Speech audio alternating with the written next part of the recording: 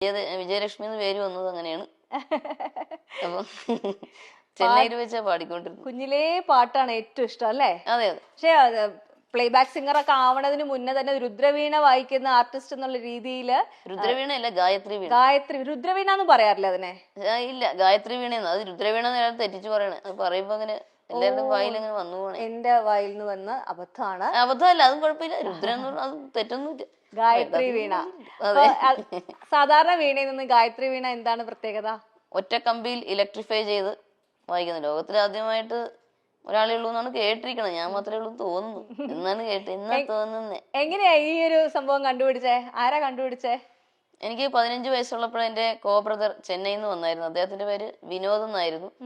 അപ്പൊ അദ്ദേഹം എപ്പോഴും കളി സാധനങ്ങൾ നിർമ്മിക്കുമായിരുന്നു. അപ്പൊ കളിവീണ നിർമ്മിച്ചു. അതിൽ ആദ്യം ടങ്കീസ് ആയിരുന്നു, പിന്നെ ഒരു കമ്പി ഉപയോഗിച്ച് പ്ലാസ്റ്റിക് ബോട്ടിൽ ഉപയോഗിച്ച് നിർമ്മിച്ചു. അപ്പോൾ ഞാനാണ് അതിൽ സപ്തസ്വരങ്ങളൊക്കെ വായിക്കാൻ തുടങ്ങി. അച്ഛനോടും അമ്മയോട് സ്പൂൺ എടുത്തുകൊണ്ട് വരാൻ പറയും. സ്പൂൺ കൊണ്ട് ഉരച്ച്, spoon, screw driver, test tube, പല സാധനങ്ങൾ പരീക്ഷിച്ച് അപ്പൊ അങ്ങനെ വായിച്ചു തുടങ്ങി. അപ്പൊ 1997 നമ്മുടെ സ്റ്റേറ്റ് സ്കൂൾ ഫെസ്റ്റിവലിന് ക്ലാസിക്കൽ മ്യൂസിക്കിന് 1ാം സ്ഥാനം ലഭിച്ചു. അപ്പോൾ കുമ്മനം ശശികുമാർ സാറ് ഗായത്രി തമ്പുരു സമ്മാനം നൽകി. അച്ഛനാണ് ഒറ്റ കമ്പിയിൽ ഇലക്ട്രിഫൈ ചെയ്തു തന്നത്. ഇപ്പൊ ഞാൻ വായിക്കുന്നത് അച്ഛൻ സ്വന്തമായി നിർമ്മിച്ച വീണയാണ്. വിജിയുടെ ജീവിതത്തിലെ ഏറ്റവും വലിയ ശക്തി എന്ന് പറയുന്നത് വിജിയുടെ അച്ഛനും അമ്മയാണ്. അച്ഛനും അമ്മയുമാണ്. വിജിയെ ഇങ്ങനെ കൊണ്ട് എല്ലാ കാര്യങ്ങളിലേക്കും എത്തിക്കുന്ന രണ്ടുപേരുമാണ് അല്ലേ? ഈ ഒരു ഏറ്റവും വലിയൊരു ഭാഗ്യമാണ് അവരെ പോലെ രണ്ട് പേരൻസിനെ കിട്ടുക. അതാണ് ഏറ്റവും വലിയ ഭാഗ്യം ശരിക്കും പറഞ്ഞു. അച്ഛനും അമ്മയും എപ്പോഴും കൂടെ തന്നെ ഉണ്ട് അല്ലേ? കൂടെ തന്നെ ഉണ്ട്. എന്താണ് അച്ഛനും അമ്മയുടെ ഏറ്റവും വലിയ ആഗ്രഹം എന്ന് പറയാറുണ്ടായിരുന്നു അവര്? പാട്ടുകാരിയായി തീരുക. പിന്നെ അച്ഛനും അമ്മയും ഞാൻ കാണണമെന്നും പറയാറുണ്ട്. അപ്പൊ 1997 നമ്മുടെ സ്റ്റേറ്റ് സ്കൂൾ ഫെസ്റ്റിവലിന് ക്ലാസിക്കൽ മ്യൂസിക്കിന് 1ാം സ്ഥാനം ലഭിച്ചു. അപ്പോൾ കുമ്മനം ശശികുമാർ സാറ് ഗായത്രി തമ്പുരു സമ്മാനം നൽകി. അച്ഛനാണ് ഒറ്റ കമ്പിയിൽ ഇലക്ട്രിഫൈ ചെയ്തു തന്നത്. ഇപ്പൊ ഞാൻ വായിക്കുന്നത് അച്ഛൻ സ്വന്തമായി നിർമ്മിച്ച വീണയാണ്. വിജിയുടെ ജീവിതത്തിലെ ഏറ്റവും വലിയ ശക്തി എന്ന് പറയുന്നത് വിജിയുടെ അച്ഛനും അമ്മയാണ്. അച്ഛനും അമ്മയുമാണ്. വിജിയെ ഇങ്ങനെ കൊണ്ട് എല്ലാ കാര്യങ്ങളിലേക്കും എത്തിക്കുന്ന രണ്ടുപേരുമാണ് അല്ലേ?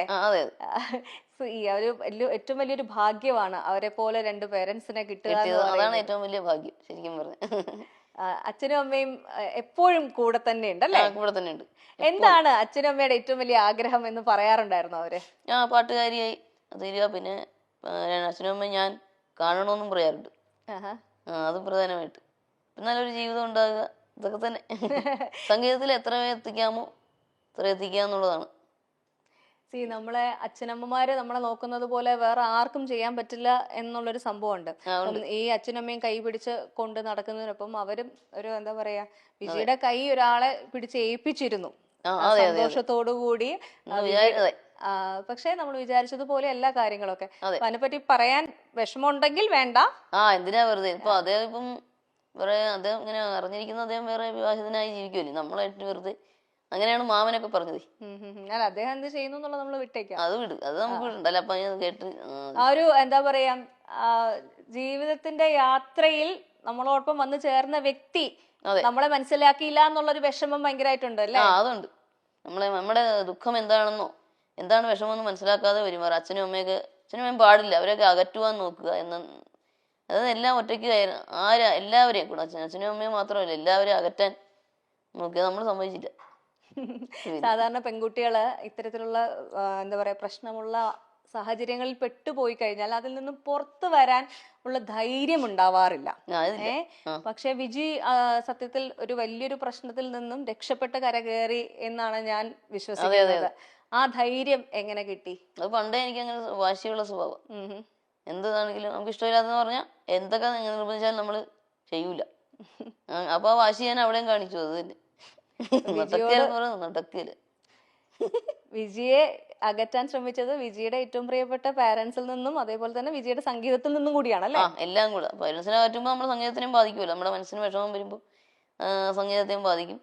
പിന്നെ പുള്ളിക്ക് മിണ്ടിയ ദേഷ്യം അങ്ങനെയൊക്കെ ആയിരുന്നു. മിണ്ടിയ ദേഷ്യം. അതിപ്പോ നമ്മള് പാട്ട് കേൾക്കുമ്പോഴേ കൈ കൊട്ടുക, താളം പിടിക്കുക, എല്ലാത്തിനും ദേഷ്യം.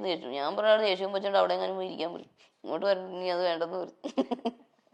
ഈ ഒരു സ്പിരിറ്റ് സത്യം പറഞ്ഞു കഴിഞ്ഞാൽ നമ്മളെ ഒത്തിരി ബുദ്ധിമുട്ടിലൂടെ കടന്നു പോകുന്ന ദാമ്പത്യത്തിൽ നിൽക്കുന്ന ഒരുപാട് പേർക്കൊരു ഇൻസ്പിറേഷൻ ആവട്ടെ. കാരണം നമ്മുടെ ലൈഫ് മൊത്തത്തിൽ ഒരാൾക്ക് അടിയറവ് പറഞ്ഞ് കീഴടങ്ങി കൊടുക്കേണ്ടതല്ല. പറ്റില്ല, പ്രശ്നമാണെങ്കിൽ പുറത്തു വരാനുള്ള അത് തന്നെ ഊർജ്ജം മറ്റുള്ളവർക്ക് ഉണ്ടാവാൻ വേണ്ടിയിട്ടുള്ള ഒരു ഇൻസ്പിറേഷനും കൂടിയാണ് കേട്ടോ വിജി.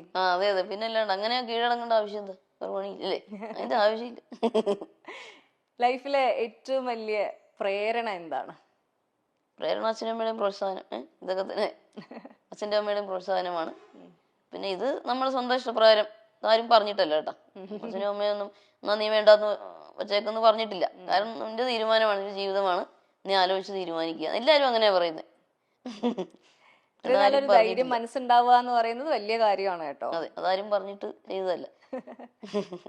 അങ്ങനെ ഒരു ധാരണയൊക്കെ പുള്ളിക്കൊക്കെ എല്ലാവർക്കും ഉണ്ട്, ഞാൻ പറഞ്ഞിട്ടാന്ന് ഒന്നുമില്ല. അല്ല, നമ്മള് എന്താ പറയാ, നമുക്ക് നല്ലത് പറഞ്ഞു തരുന്നവരുടെ കേട്ട് കഴിഞ്ഞാലും കുഴപ്പമില്ലല്ലോ, തെറ്റൊന്നും ഇല്ലല്ലോ. പറഞ്ഞു എന്ന് വെച്ചാൽ